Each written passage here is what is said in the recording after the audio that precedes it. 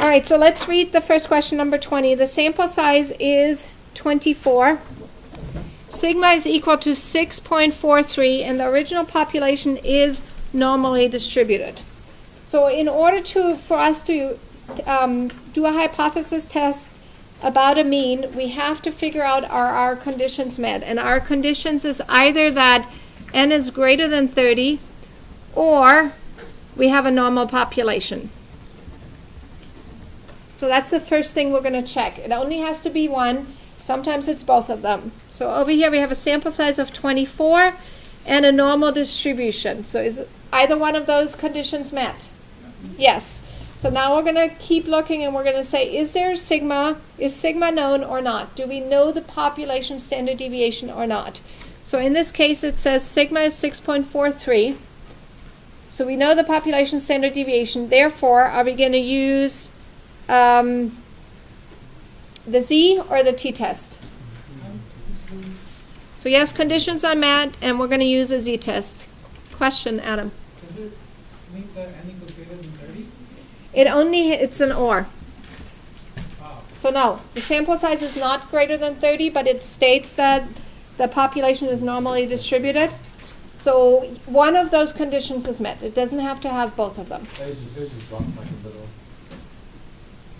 There we go. It's the recording sign. All right, let's look at the next question. Sample size is n equals 17.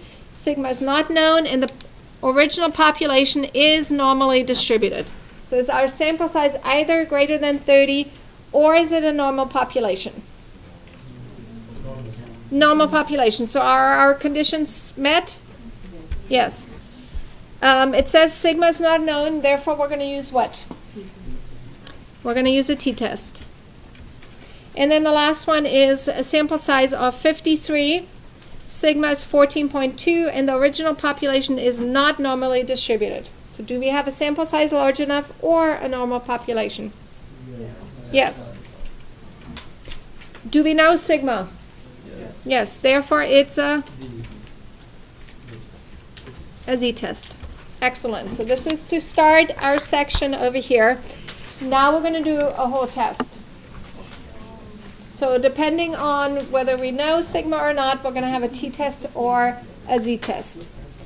So various temperatures measured are recorded at different times for a particular city. The mean is 20 degrees Celsius, and it is obtained for 60 temperatures on 60 different days. Assuming that sigma is 1.5 degrees Celsius, test the claim that the population mean is 22 degrees Celsius. Okay, what's the parameter we're testing?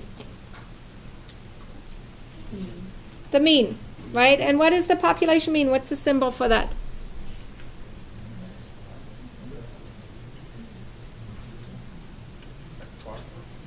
Yeah, but it's our claim is always about the population mean. So it's mu. So our claim is that the population mean is what? Equal to 22. Does this claim include equality? Yes. Therefore, we're going to have the equal sign over here.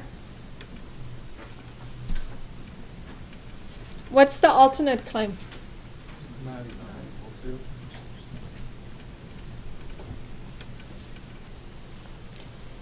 All right, let's write down what we have. We have 60 different temperatures. What letter goes with that? What's our variable? N. So N is 60. It says the mean is 20 degrees Celsius. And so what's the letter for that? X bar, right? That's our sample mean. And then it says sigma, that's the population standard deviation, is 1.5. Okay, we're going to assume that this is from a normal population. Therefore, are we going to use the z-test or the t-test? So yes, this is a z-test. By the way, it doesn't specifically state this in the question that it comes from a normal population. So really we should say over here, hey, our conditions are not met because Actually, we have a sample size large enough, so we don't have to worry about it. Right? One of the conditions, sample size large enough or normal population, we do have a sample size of 60. I was looking at the wrong numbers. So yes, definitely conditions are met. There's a couple examples where the conditions are not met, but we're going to just assume that those come from a normal population. Okay, so we're using the z-test. How do we get to z-test again? Stat test. Z-test is the first option. Do we have data, raw data, or do we have summary stats? Okay, so you're going to stay in over on the right. Mu0 is what? 22. That is our claim over here, or our null hypothesis. Our sigma, our population standard deviation, is given to be 1.5. Our x bar is what? 20. And our sample size is 60. Our symbol in the alternate hypothesis is not equal to. Right? So you have to change it there. What it does, when it calculates the p-value, it's going to double the p-value because it's a two-sided test. So we don't have to double anything ourselves. We're simply going to make sure we select the correct one there. Okay, our test statistic, z is equal to negative 10.33. Remember to round it to 2 decimals. By looking at this number, do you think that's an unusual number? It is negative, but you know, z-scores can be positive or negative. So is negative 10.33, is that unusual? Yes, very unusual, right? Because usually what's usual? Negative 2 to 2. Okay, so this one goes with a very small p-value. So over here, let's write down the scientific notation first. 5.3 times 10 to the negative 25. So if I round this to 4 decimals, what does it get rounded to? 0. To 0, right? Because it has 24 zeros before my first number. I don't have to, you know, write down 24 zeros. I'm just going to round it to 4 decimals, which is 0. Now I'm going to compare it to what my significance level, my alpha, and this is less than 0.05. So this is so far off in the tail. It's so very unusual that I know I'm going to reject my claim, right? When the p is low, you're going to reject, not my claim, reject the null. In this case, it is the claim. So I'm going to cross out the null. So you just assume that the claim is correct. We're going to look at where our test statistic falls. If it falls into those tail areas, into the unusual areas, we're going to go back and say, hey, our claim, our assumption was incorrect, because we end up with a very unusual number. So reject the null is the conclusion. Let's look at the critical values. Since it's a z-test, our critical scores are z-scores. Our alpha is 0.05. Is this left-tailed, right-tailed, two-tailed? Right, so again, look at the symbol in the alternate. Since it's neither less nor greater, it's going to be the two tails. So two tails. What do we have to do with our alpha? Is it 0.05 both sides? We're going to divide our significance level by 2. So in a one-tailed test, the entire alpha goes in the tail, but in a two-tailed test, we have to split it up among the two tails. So we have half of 0.05, which is 0.025. Okay, how many critical values do we have? Is it positive, negative, or is it both? Two-tail test is going to have 2. So we're going to put a plus and minus. So we can label the area in the middle, which is 0.95, right? We're going to use the inverse norm, area to the left. So that's 0.025. in order to find the left one. And then we could add the middle and the left side to find the area to the left of that. Or we can just say, hey, my z-scores, these are symmetric. So if I find the one, I know the other one's going to have the same number, just opposite sign. So you don't have to find both of them. You can just use your knowledge of the normal distribution. So inverse norm, area of 0.025. So this one gives me the negative one, which is negative 1.96. The positive one is positive 1.96, so I have two critical values. So if you're seeing the not equal sign, you can go right to the critical values and put a plus or minus. Put both there. Okay, so now my test statistic can fall into either one of those tails. In our example, it falls into the left tail area. If I drew this on the calculator, you wouldn't see anything because it's so far off what we expect. But it falls into that rejection zone. So 2 tails means 2 rejection areas. Both on the right and on the left, tail areas are rejection, and then in the middle would be fail to reject. So we already wrote down the conclusion, but we get the same conclusion based on the critical values. We are going to reject the null. Our final conclusion on the wording is going to be a little different because this time the claim is in the null. So did our claim include equality? Yes. So yes means we're up here. Did we reject the null?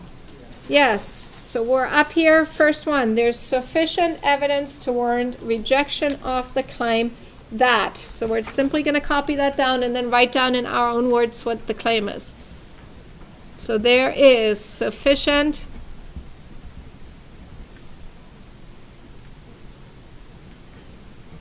evidence to warrant rejection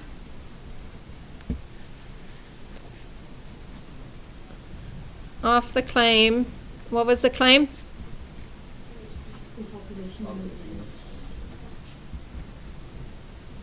Is 22 degrees Celsius. Excellent.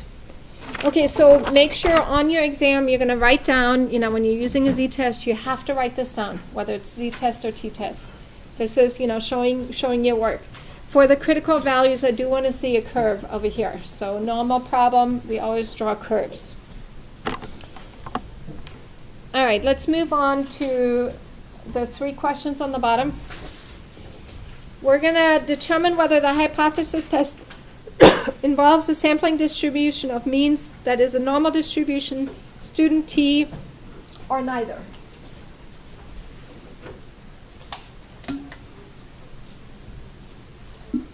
Just like the questions we looked at before, we're going to look at the sample size or normal population, and then do we know sigma or not. All right, so we have a sample size of 24. And a normal distribution. Is one of our conditions met? Yes. Do we know sigma? Yes, sigma is equal to 30. Therefore, we're going to use the z, which is the normal. Okay, next one. Sample size is 11. Data comes from a normal distribution. Is one of the conditions met? Yes. And this time it says S is 15.2 and unknown sigma. Which one do we use? T distribution. All right, last example. Sample size of 22. Sample data come from a population with a distribution that's very far from normal. Are our conditions met? No. Therefore, it's neither. So we're not even continue with our question over here.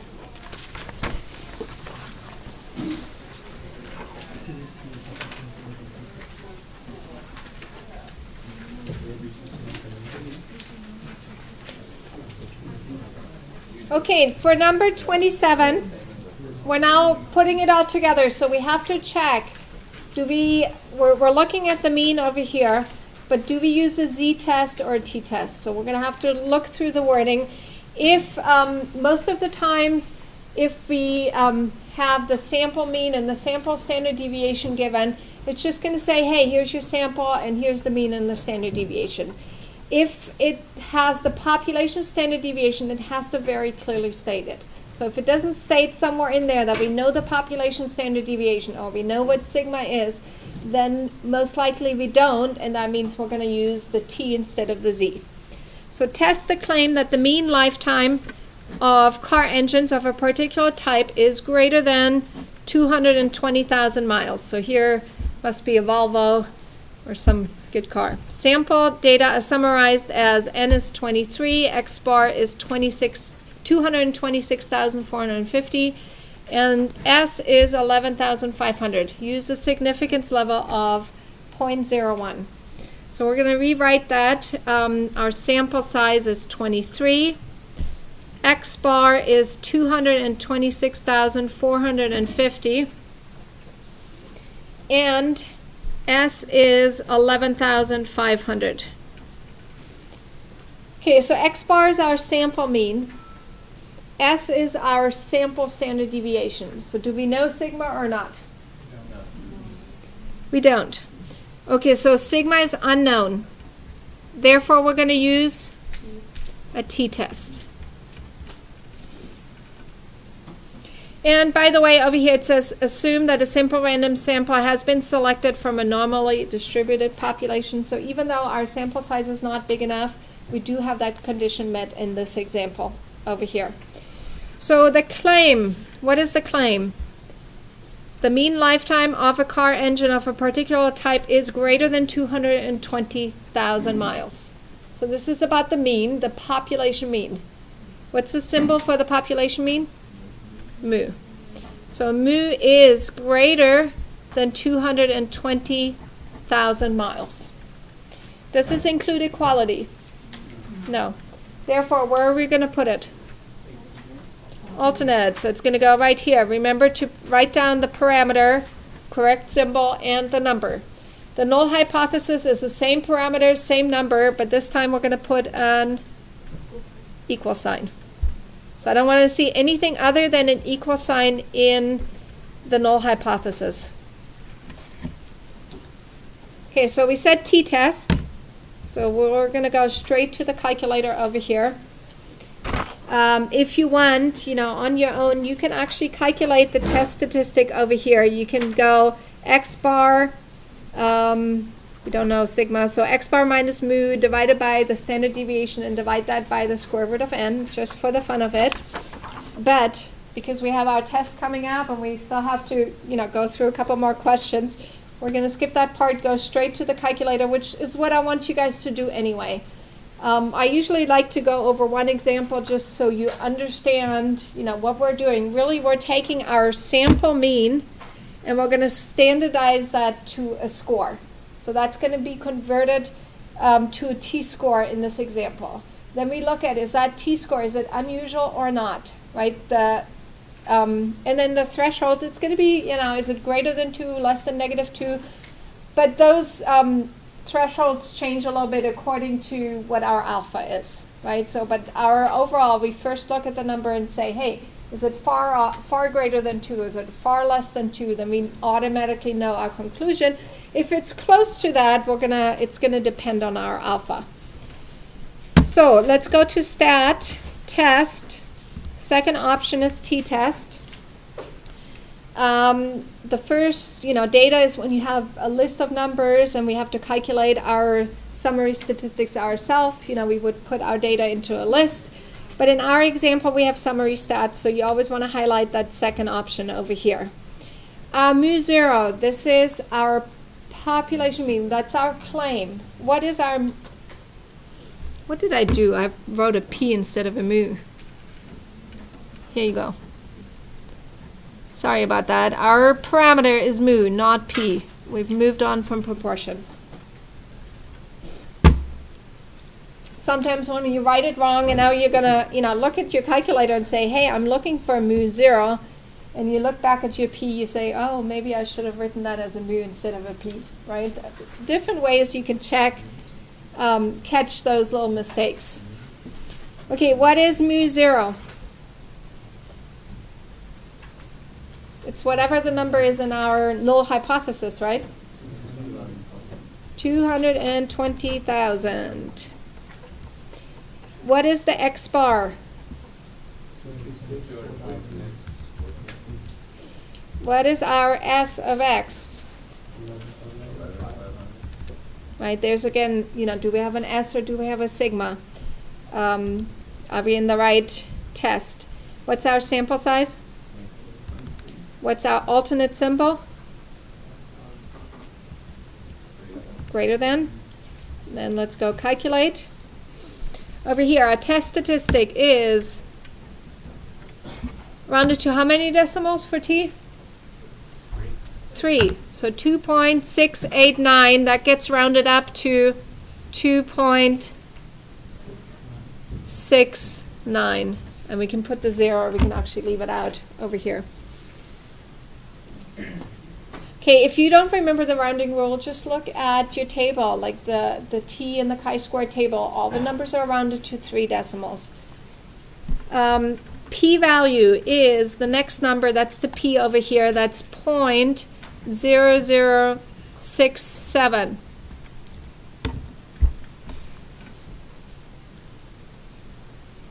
So when we're looking at a test statistic of 2.69, just looking at it intuitively, would you say that's unusual?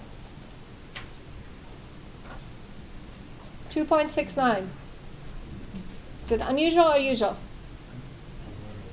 Yeah, it looks a little unusual, right? Now, when we're looking at the p-value of 0.0067, what do we compare it with? Yes, we're going to compare it with our alpha. So this one is less than 0.01. Or less or equal to. Okay, when the p is low, we reject the null. P is low, we're going to reject the null. We're also finding the critical values. Okay, what kind of test is this? Left-tailed, right-tailed, two-tailed? Right-tailed. Okay, because it's greater than, so it points to the right. Right tail, what's the area in the one tail? So you put your alpha into the right tail. We can use the table, or we can actually use the inverse t. Inverse t also uses the area to the left. So what's the area to the left? And then I'll show you on the table in just a second, because you can use the table as well. So inverse t, 0.99, which is the area to the left. And then it's also going to ask what are the degrees of freedom. So let's go to inverse t first. So you find that under the distribution, which is the second bars. Inverse t is right below the inverse norm. It says what is the area to the left, which is 0.99, and what are the degrees of freedom? Is 22, right? N minus 1. If n is 23, then the degrees of freedom are 22. So if you're using inverse t, I want to see that written down over here, because our table is a little limited as far as the numbers, so sometimes the calculator is going to be more accurate. So we want to make sure that we write down, or you guys write down, how did you find it? So this is a t-score, which is rounded to how many decimals? 3, right? So 2.508. This is the positive one over here, which is 2.508. So real quick, just reviewing the table. If I were to use the table to find the critical values, you need the degrees of freedom, and then you're going to look at the area in one tail or the area in two tails, right? Over here, we have the area in one tail is 0.01. So that's this one over here. So if the area is in one tail, what's the critical value? Go down to 22 degrees of freedom. And right down here you have 2.508. 0.508. So you get the same thing whether you use the table or the inverse t. If you're trying to find the left critical value, you take the same numbers, but you're going to change the sign to a negative. And then if you need two critical values, you're going to do the plus or minus. Right? This is where you probably would say, hey, I have the area in two tails given. And you're just going to go to, because you have the option to look at the area in two tails or the area in one tail. In a one-tail test, we use the area in one tail. In a two-tail test, you use the area in two tails, or you divide it in half and then use the area in one tail. So you can do it either way. Just tell me what you're doing. Right? Write down the degrees of freedom. Write down whether you're using inverse t or your table. So our conclusion on the null was to reject the null. This is, by the way, the best case scenario where we put our claim into the alternate hypothesis and we rejected the null. So let's go back to our wording. Did our original claim include equality? No. So we're on the bottom over here. Did we reject the null? Yes. So this is how we want to word, if we do our own research, we want to phrase it in such a way that our claim goes into the alternate, and then hopefully we reject our claim. The sample data support the claim that, so the strongest of all the four wordings, and that's our conclusion. The sample data support the claim that. If you get stuck on one of these questions, fill out as much as you can. Many times you can figure out where your claim is. With that, hopefully you can figure out a conclusion on the null and then write some wording down. So do the best you can, even if you get stuck. I don't want to see any blanks. You're going to fill in, it's very similar to this. Fill in the blank for chapter 8. Give me the null hypothesis, give me the alternate, give me the test statistic, the p-value. It's going to be just like this. So, do the best you can. Sample data support the claim that, and what's our claim?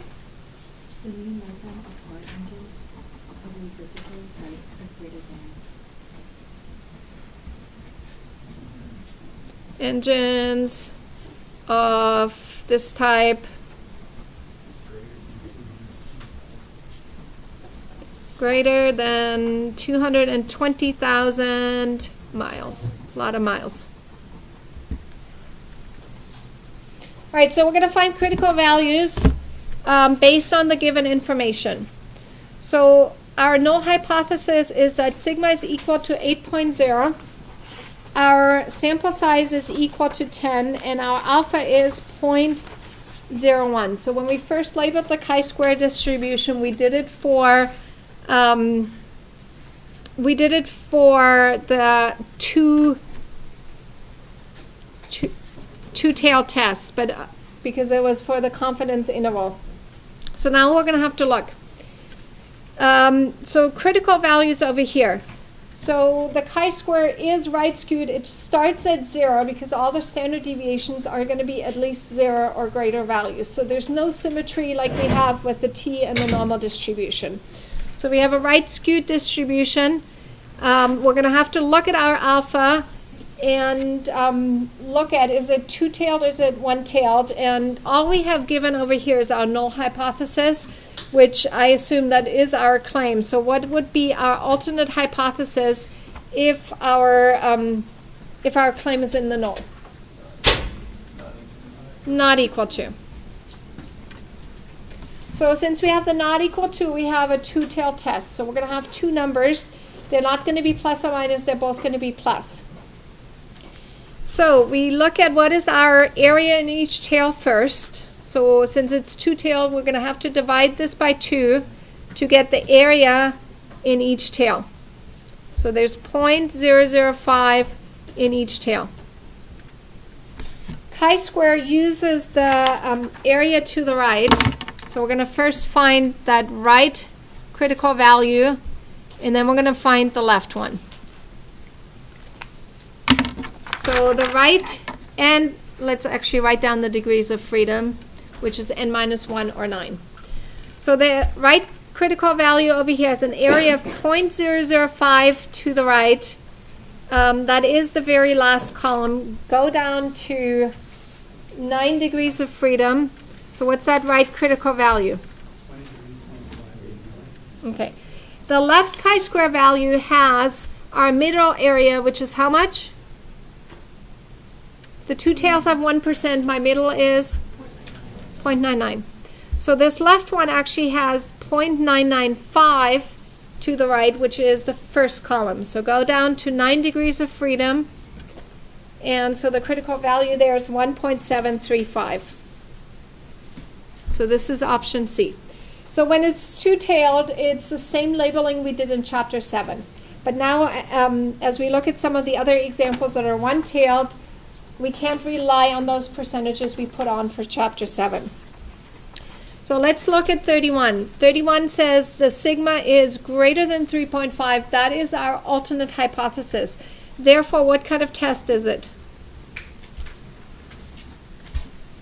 If the alternate has a greater than symbol, is it left-tailed, right-tailed, or two-tailed? This is pointing to the right, therefore it's right-tailed. What's the area in our right tail? 0.05. So we're going to use area to the right, because that's what chi-square does. What are our degrees of freedom? Okay, so degrees of freedom are 13. Area of 0.05 in the right to the right, so we're here in the fourth to last column. And going down to 13, 22.362.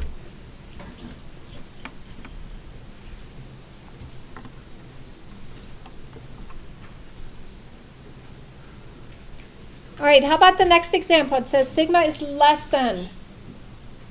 What kind of test is this? This is a left-tailed. What is the area in the left tail? Our alpha, right? 0.1. Since our chi-square uses area to the right, we do have to find that area to the right. How much is it? 0.9. What's our degrees of freedom? Okay, so find 0.9 area to the right, so in the first row. 0.9 is right here in the very middle. And then going down to 22. Yes, 14.042, which is D. So understand, the finding these critical values, we have to go to the table over here. So we're going to look at one claim on the last page.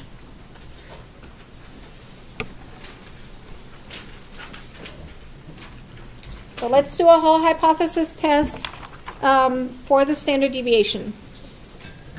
So assume that the population is normally distributed. For when we're looking at doing hypothesis tests for the standard deviation, our restriction is a little stricter. We actually have to have a normal population. So this is different than the mean, where as long as we have a large enough sample size, we're okay. So we need a normal population, which is given over here. It says a machine dispenses a liquid drug into bottles in such a way that the standard deviation of the content is 81 milliliters. A new machine is tested on a sample of 24 containers, and the standard deviation for this sample group is found to be 26 milliliters. At the 0.05 level of significance, test the claim that the amounts dispensed by the new machine have a smaller standard deviation. So our claim is about the standard deviation, so our parameter is sigma. What is our claim? Sigma is smaller than what?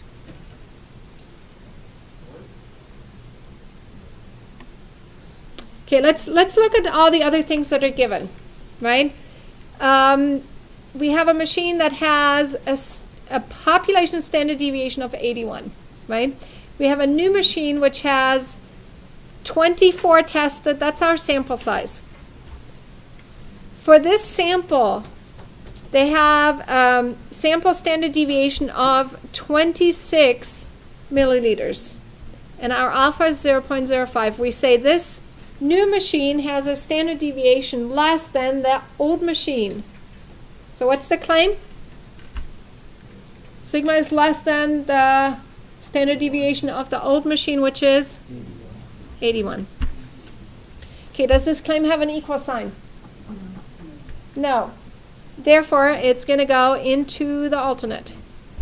What's the null?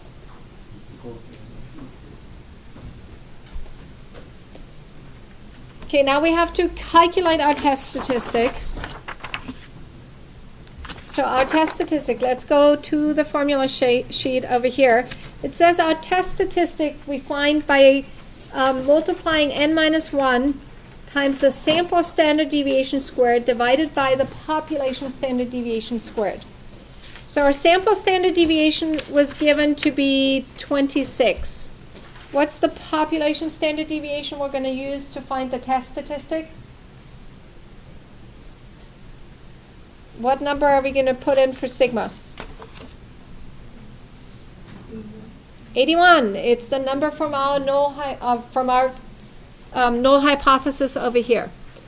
So we're going to find the test statistic by multiplying n minus 1 times s squared divided by sigma squared using the sigma from our null hypothesis. All right, n minus 1, that's actually our degrees of freedom, which are 23. So 23 times 26 squared divided by our our population standard deviation of 81 squared from our claim.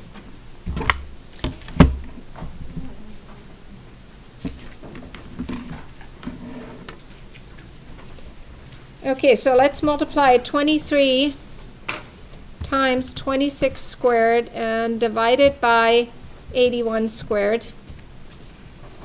This is equal to, how many decimals do we use for chi-square? Yes, so 2.369 rounded up to 370.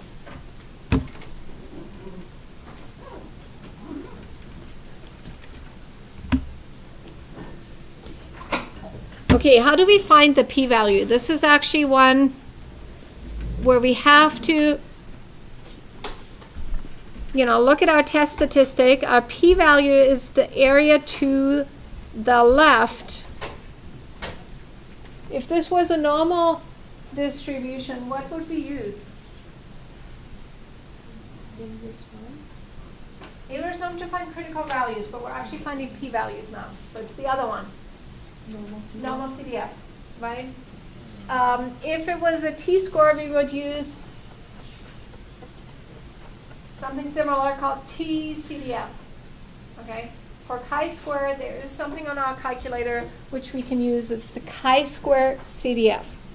So let's go to use the chi-square CDF. So go to the distributions. Go down to chi-square CDF, not PDF. It says, what is the lower number? And since chi-square actually starts at 0, we don't have to start it at negative infinity. We can just leave it as 0. But you could actually put in a negative number. It's not going to give you an error. It shouldn't give you an error. So you can put in a negative number if you want. My upper value, my area stops at 2.370. So I'm going to put that as my upper. And then my degrees of freedom were 23. So usually we get the p-value simply from the calculator, but when we're doing the chi-square, since we don't have a calculator shortcut, we actually have to use the chi-square CDF to find the p-value. And it says it's 1.7, which is a number greater than 1, therefore we're going to look for the e and the negative number. So that's, and then we replace it with a 10 times negative 8. That is approximately 0, rounded to 4 decimals, because it has 7 zeros before the first number. And so it is a low p-value. When the p is low, when the p is low, we reject the null. because we're looking at how unusual it is. It actually falls into that tail area. So low p-value means with low probability, and when it's very unlikely to have happened by chance, we go back and say we reject the null. So we're going to cross out the null over here, which is our best case scenario. Now the critical values, we're going to find that too. Critical value. Is this left-tailed, right-tailed, two-tailed? Left-tailed. So we have one critical value on the left. What is the area in the left tail? Okay, let's look at the chi-square table. Chi-square table always uses area to the right. So just look at the top of your table. It's going to tell you what you do. Okay, use the area to the right. We have the area to the left given. How do we find the area to the right? Yeah, 1 minus 0.05, that's 0.95. 0.95, that means we're in that fourth column over here, going down to 23 degrees of freedom. So what's our critical value?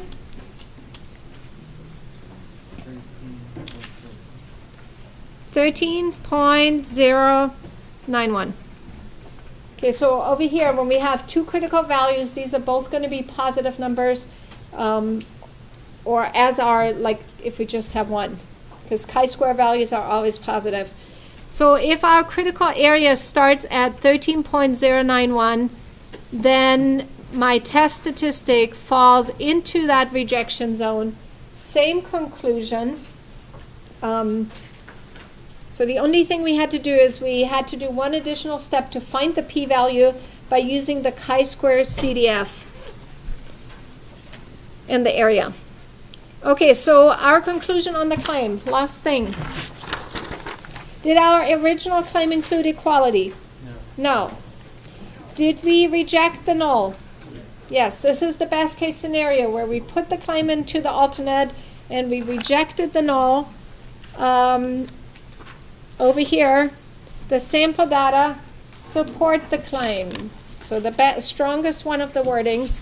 So let's rewrite that.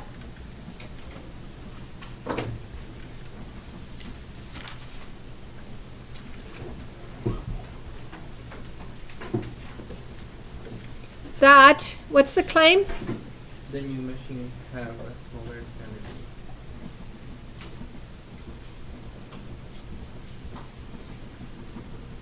Standard deviation. I mean, just by looking at the numbers at the beginning, I mean, you can see that 26 is far less than the old machine of 81. So you kind of could have just looked at that and said, hey, most likely this is a smaller standard deviation. Sometimes you can see a lot just by reading through your question and looking at how far off is your sample data from your population data, right?